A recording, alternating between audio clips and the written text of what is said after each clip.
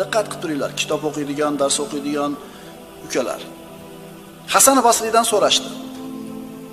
Ey Abu Said, men Qur'on halqasida o'tiraman. Odamlarga Qur'ondan dars beraman. Shu vaqtda onam kechki ovqatni yemasdan meni kutib uyda o'tiradi. Shunday qilish men uchun halol bo'ladimi? Onam ovqat yemasdan meni kutib o'tirishi halol bo'ladimi? Hasan Basriy javob berdi. U bilan kechki ovqatni yeyishing va mana shundan onangni ko'zi quvonishligi men uchun tatovu qiladigan hajlaringdan ko'ra afzalroq dedi. Bu Qur'on tilovati emas.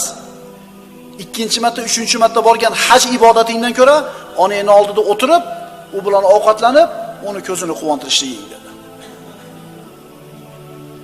Oshim bor somorda ketamiz a? Birodarlar, o'sha ulfatlar ham topiladi. O'sha osh ham, dimlar ham, go'sh ham topiladi. Ammo ota-ona topilmaydi. Buni yo'qotganlar biladi. To'g'rimi? Buni yo'qotganlar biladi. Usmon roziyallohu anhu davrida narx-navolar ko'tarildi. Bitta xurmo daraxtini narxi 1000 dirhamga yetdi. Bitta xurmo daraxti 1000 dirhamga yetdi. Usoma ismli sahoba. Uni onasi jummor yeyishni xohladi. Jummor bu ana shu xurmo daraxtini qalbi deylar ekan, kesib olinar ekan. Bitta daraxt 1000 dirham turadi. O'g'lim, jummor yegim keldi-da dedi. Bu sahobiy yigitning uyida bir dona xurmo daraxti bor edi. Hech ikkilanmadi, borib turib shat kesdi, o'rtasidan jummorni chiqarib onasining qo'liga berdi. Ashablari, nimaga bunday qilding, ey? Hozir xurmoni qanchaligini bilasanmi narxi? Usoma nima dedi? Nima qilay endi? To'yg'uzida jummor yeyman dedi.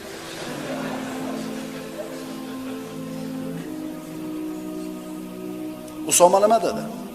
Onam yeyishni xohlagan ekan. Agar jonimni so'raganida ikkilanmasdan jonimni ham berardim dedi. Birodarlar, onasini, otasini duosini olib qolganlar hech qachon hayotda kam bo'lmagan va kam bo'lmaydi. Va ota-onasini norozi qilib qolib ketganlar hech qachon 1-2 bo'lmaydi. Xotirjam bo'linglar. Bugun zo'rdir. Bugun ishlar yaxshi bo'layotgandir. Bugun tani sog'dir. Bugun hurmati joyidadir. Ammo oq bo'ldimi? Qarab turing. Chunki aytdik, gunohlar bor, oxiratga qoladi faqat jazosi. Gunohlar bor, dunyoda ham o'zida oladi. Shundan bittasi ota-onasiga oq bo'lishlik.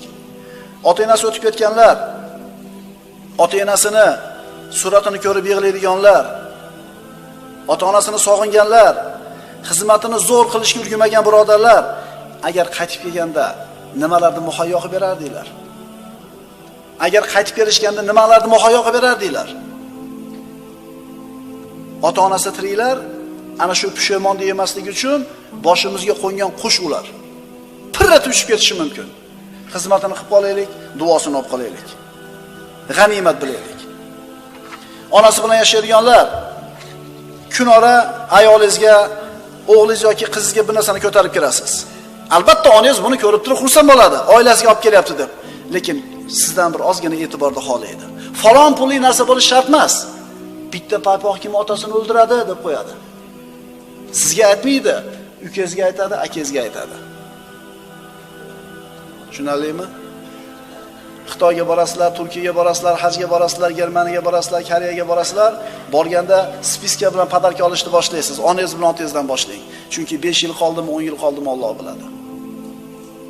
Xotinga, o'g'ilga, qizga bir narsa ko'tarishdan avval ota-onaga mochontakka solib qo'ying bir narsani. Chunki g'animat. Chunki g'animat. Bir aylanib kelaylik deb, enani qoldirib qo'yib, ota-ona qoldirib qo'yib chiqib ketaveradi o'g'il bola, xotinini, bolalarini olib. Xursand bo'ladi ota-ona, bola chaqasi yaxshi qarayapti deb, lekin ozgina e'tiborda xohlaydi. Boradimi, yo'qdimi so'rab qo'yaveraylik. Dada, ha, oyi, ha, borasizmi? Men ketyapmiz, yuring. Chiqib ketayotganda emas. Darvozani yopib qolayotganda emas. Kelib bormoqchi bo'lgan paytingizda, rejalashtirayotganingizda, menga bormoqchimiz, vaqtingiz bormi? Toqatingiz bormi? Xohlaysizmi borishda?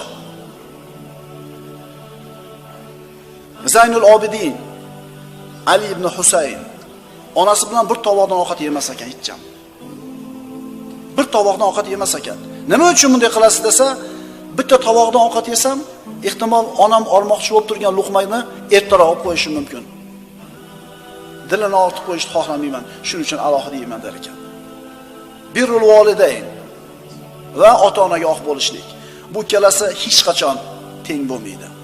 Biri duolari ijobat qilingan, hurmat ko'rsatilgan banda bo'ladi. Ikkinchisi esa mal'un bo'ladi. Va qado robbuka alla ta'budu illa iyyahu va bil validayni ihsana. Parvardigoringiz yolg'iz uning o'ziga ibodat qilishlaringizni hamda ota-onalarga yaxshilik qilishlaringizni amr etdi. Ota-onaga yaxshilik qilishlik Alloh azza va jallaning buyrug'i. Ko'zimizni katta ochaylik. Har qancha taqvodor bo'laylik, har qancha ibodatxon bo'laylik, agar ota-onamizni rozi qila olmasak, qilayotgan amallarimiz xabada bo'lib ketishiga xalq